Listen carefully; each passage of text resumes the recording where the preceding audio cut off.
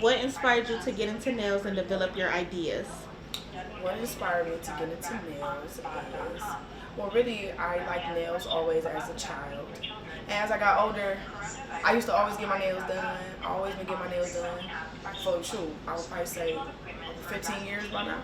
But now I don't have my nails done now, but yeah, I like nails. I like the way they make you feel, and they make you feel pretty.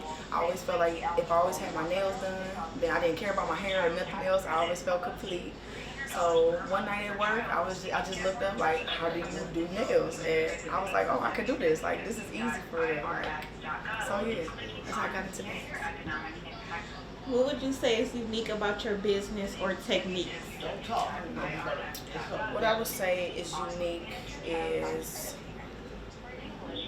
I feel like a lot of people they don't really know much about nails. Like a lot of people, like people I went to school with, they really didn't like get their nails done or stuff like that. Like I feel like you have to have kind of like a background of what you're like getting into, or like you have to like it first in order to feel like passionate about it or connected to it.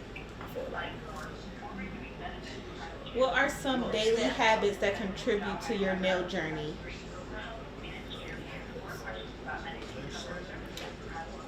I feel like just applying it to everything in life, just little stuff. You know, like if I just want to clip my nails or file them someday, you know, like I feel like that's doing like an everyday thing. Like it keep you sharp on things. You know what I'm saying? On top of your work and like just the little tedious stuff that you know. So yeah. What are the challenges you face since starting as a nail technician?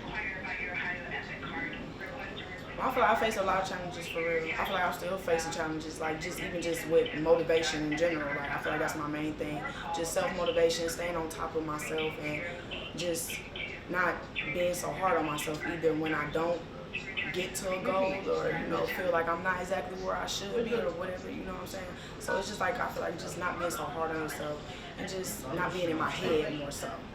So yeah. How do you raise funding for your needs for your business? I have a job.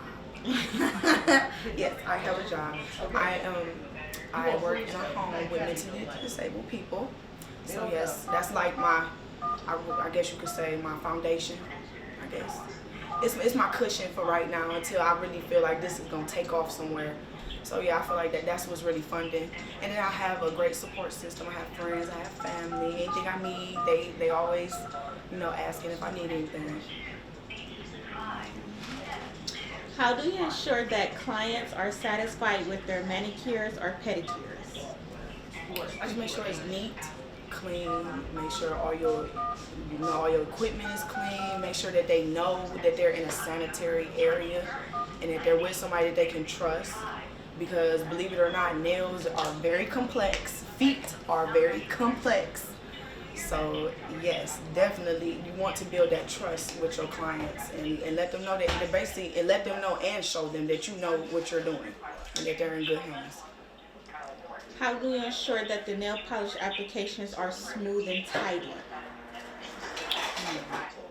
Basically just going over it, and if it don't look right, take it off, go over it again, because nothing can be perfect the first time. It's just really about practice too. And just like I said, staying on top of your craft and just applying it, like I said, to every little thing that you do. What do you consider to be your best strength as a nail technician? Right now, I would say really just my integrity, just doing the right thing at all times. Like my teacher said, even when nobody's looking, always do the right thing. That's how you always know that you're gonna be okay.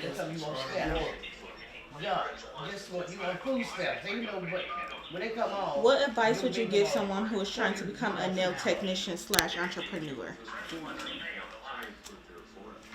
Be headstrong, go for it. Be scared because new stuff is always scary. I feel like I'm always scared to try new stuff. But definitely always go for it. Like I said, don't be too hard on yourself when you fail, because it's okay to fail. I feel like failure builds character. It makes you want to go back and try it again, because you learn, like, okay, this is what I could do different the next time. So I would definitely say, just don't give up for real.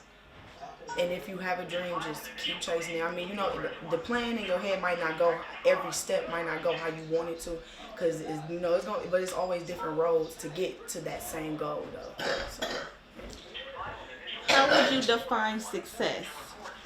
I feel like success is happiness, success is peace, success is love, success is being able to do what you want to do when you want to do it, and being around people that that you can feed off of and grow from too, and they can grow from you. I feel like we all need that, and I feel like we all chase that in life. It was better than money, love, happiness, everything I just named. That's all those.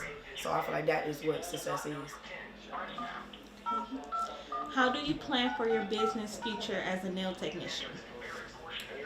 I feel like I'm still thinking about a lot of things because it's still so fresh and so new. Like I'm still fresh out of school and stuff, so I feel like I'm still trying to, figure everything out. But it is things that I do want to incorporate. I feel like into my nails. Like I feel like I want to be a flight attendant, so I want to be a traveling flight attendant. Like I feel like that would be really dope. That would make so much money. I could travel everywhere, meet new people, network, all that. So I feel like that's definitely something that's been on my mind as of lately.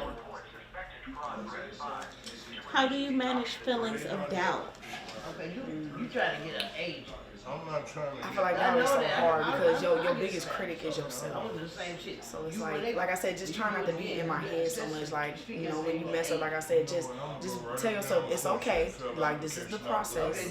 Because you're not perfect. It's not going to be perfect. And you just got to pick yourself up and just try it again. Like, that's why I said, like, self-motivation. I feel like that's constantly a thing. That's why I told you. So, yeah, just always just being there for I yourself. know that, but she They should. sent you Okay, to some What bullshit. have been your most significant failures, and what have you learned from them? Medicare. That shit ain't. But it's a number. You just gotta listen to I would probably say Cause I got mine on, not putting myself out there more. They used to send them I out. feel like I have to work definitely more on not being so shy and not being afraid to be critiqued, because people are going to have opinions. Of course, I'm even have an opinion that's why I'm afraid to be critiqued, because I have an opinion of myself. So, and I feel like as humans we want to be perfect so bad, but once we realize like, oh, we're not perfect, it kind of freaks us out. But it's like I said, you got to keep reminding yourself that it's okay. So I feel like this year definitely putting myself out there more and just, like I said, chasing after things and making myself uncomfortable to be comfortable in situations. And that's it. What are you working on now? Working on now, like I said, put myself out there more, getting more clientele.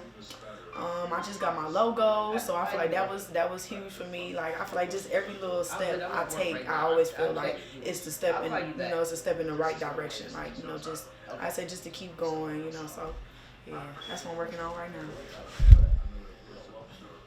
What are 3 things as an entrepreneur must have? Like adaptability, hard work. What would you say 3 things is a must have for an entrepreneur? I feel like you have to have common sense. I don't know. I feel like common sense lacks today. Like, I don't know. Because they say common sense is not so common. But, yeah, common sense, and then, like, just treat people the way you want to be treated. Like, with respect. Like, I don't expect for me to show up late and then expect my client not to have an attitude or whatever, because I wouldn't want them showing up late and wasting my time. So it's just vice versa, things like that. And I feel like too, like you said, like hard working, like that was a good example. Like yes, hard working definitely. Like you gotta have work ethic, because if you're lazy, it ain't gonna just come to you. So you got, like I said, you gotta keep chasing it. And being an entrepreneur, I feel like people don't realize like you are dependent on yourself. Like nobody is about to go out and go get this for you. Like you gotta go off of your own thoughts, your own plan, your own dream, whatever it is that you thinking. So nobody else is in your head. So yeah, head strong. What has been your biggest aha moment? I feel like I have a lot of those all the time when I feel like my teacher said, doing rookie things that I know that it's like, okay, now you skipped that step. Like, come on, now you should know not to do that. I feel like those are definitely aha moments. Not a damn thing. Just it's called an EBT card.